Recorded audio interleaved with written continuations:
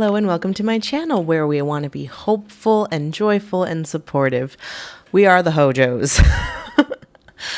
I am in my first week of official just stay-at-home momming. I had a part-time job. It ended officially yesterday, and I'm kind of looking at the next 6 months to be nothing but staying at home with my kids, focusing on building a life that I love, and I'd love it if you would join me on the journey.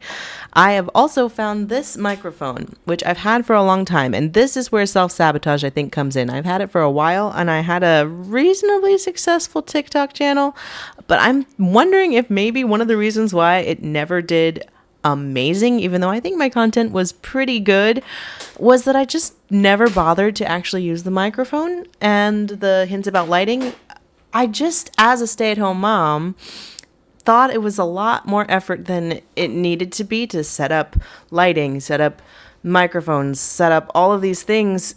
I wanted to be genuine. I wanted to be able to turn on the camera and just be myself without a whole lot of barriers to being like, I'm going to make the content now. But this is not that hard. It's literally just you plug it in, you download it in an app, and the sound is so much better. And I just didn't do this for 4 years.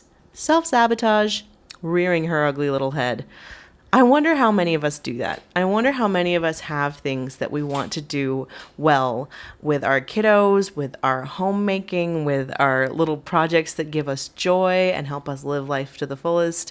How many of us just don't do it even though we know what will probably make it work and it's right at our fingertips, because we just don't, we're kind of scared of our own success. I've always been really drawn to that one Marianne Williamson quote. I think it is in Akeelah and the Bee, which, if you haven't seen that film, worth a watch. Akeelah and the Bee. It's a Disney movie, but there's a moment where this little girl who is very gifted in memorizing how to spell words is being coached and hopefully going to win a spelling bee, but she keeps on self-sabotaging.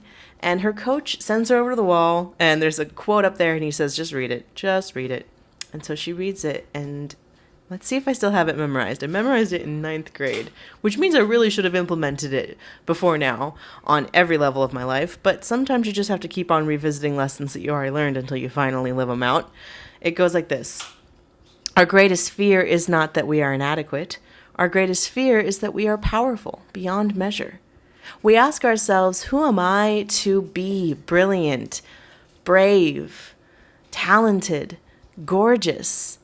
Actually, who are you not to be? We are born to make manifest the brilliance that is within us.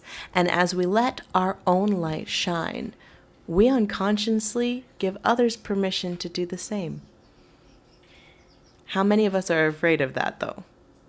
That's our greatest fear, is that when all the barriers are taken away, when the lighting is good and the sound is good and the content is good and genuine, even then, it won't make a difference. Even then, you won't really be helping anybody. So, this is me, at least taking away one of those barriers. The first day where I am officially a stay-at-home mom employed nowhere else. Just my full job is to take care of my kiddos.